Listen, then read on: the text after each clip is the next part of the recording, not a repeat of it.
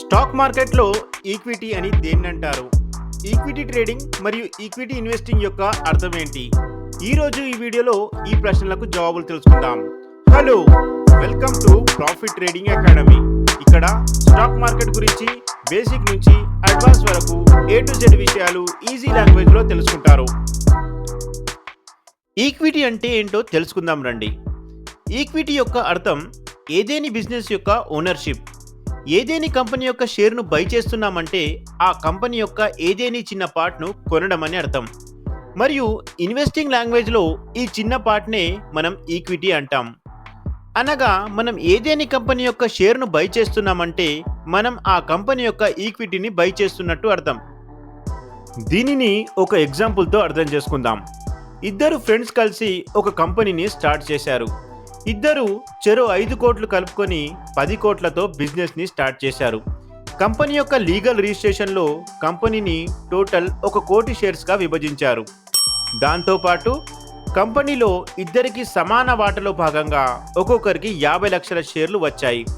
ప్రస్తుతం ఇక్కడ కంపెనీ యొక్క ఓనర్షిప్ లేదా ఈక్విటీ కంపెనీ యొక్క ఫౌండర్ దగ్గర ఉంది. దీని టోటల్ వాల్యూ 10 కోట్లు. కంపెనీ యొక్క ఫౌండర్లు ఇద్దరు కాబట్టి ఇద్దరి దగ్గర 50-50% ఈక్విటీ ఉంది.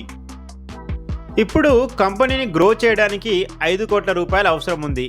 దీనికోసం ఇద్దరు ఫౌండర్లు తన దగ్గర 50% షేర్స్ను ఉంచుకొని కంపెనీ యొక్క మిగతా 50% ఈక్విటీ అంటే 50 లక్షల షేర్లను IPOలో సెల్ చేసి పబ్లిక్ నుంచి 5 కోట్ల రూపాయలు సేకరించారు. అనగా తన దగ్గర చెరో 25% షేర్స్ను ఉంచుకున్నారు. కంపెనీ IPOలో తన 1 కోటి షేర్లలో 50 లక్షల షేర్స్ని సెల్ చేసింది. ఇది కంపెనీ యొక్క 50% ఈక్విటీతో సమానం. అంటే ఇక్కడ కంపెనీ IPOలో తన ప్రతి 1,00,000 షేర్లపై 1% ఈక్విటీని సెల్ చేసిందని అర్థం.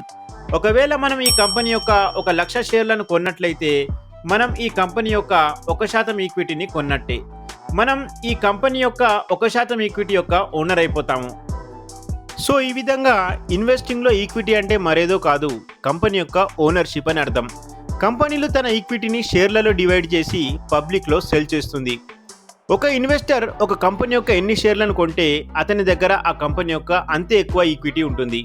ఈ కారణం వల్లనే స్టాక్ మార్కెట్ను ఈక్విటీ మార్కెట్, స్టాక్ ఇన్వెస్టింగ్ని ఈక్విటీ ఇన్వెస్టింగ్, స్టాక్ ట్రేడింగ్ని ఈక్విటీ ట్రేడింగ్ అని అంటారు. మనం ఎప్పుడైతే కంపెనీ యొక్క స్టాక్స్ను కొంటామో మనం ఆ కంపెనీ యొక్క ఈక్విటీని బై చేస్తున్నామని గుర్తుంచుకోండి.